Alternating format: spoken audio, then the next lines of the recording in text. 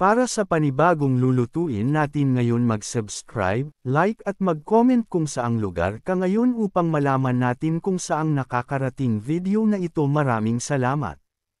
Ang sarap ng sinigang na liempo sa sampalok with gabi.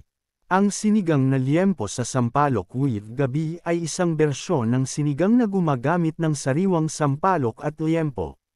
Gustong-gusto ko itong kainin kasama ang sawsawa na patis at sili, at isang tasa ng mainit na kanin, o dalawa, marahil.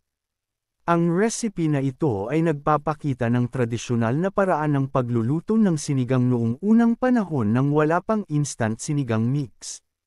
Sinigang na liempo sa sampalok. Mga tips sa pagluluto ng sinigang na liempo sa sampalok. Ang mga gulay na ginamit ko sa recipe na ito ay okra, anchoy, Chinese kangkong, sibuyas, kamatis, at gabi, edo.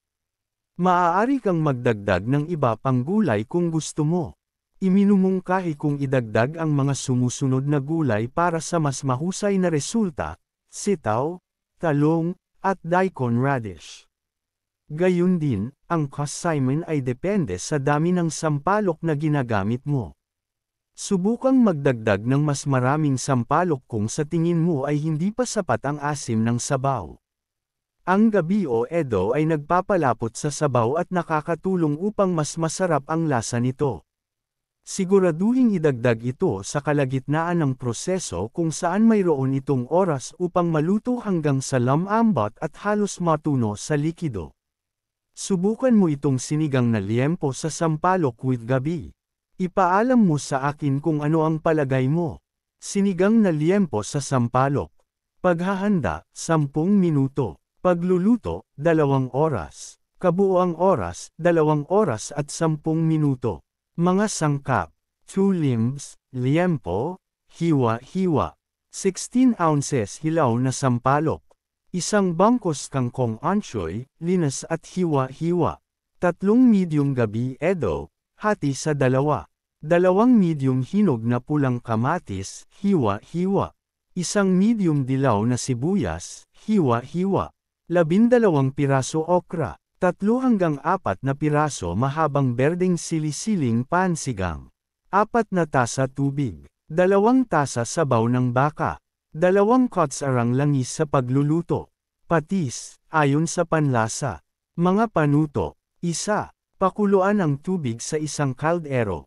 2. Ilagay ang sampalok at patuloy na pakuluan ng 45 minuto. Kapag tapos na, alisin ang sampalok sa tubig. Itabi ang pareho. 3. Samantala, painitan ang langis sa isa pang malalim na kaldero. 4. Kapag mainit na ang langis, igisa ang liempo hanggang sa maging light brown ang kulay. 5. Haluin ang kamatis at sibuyas.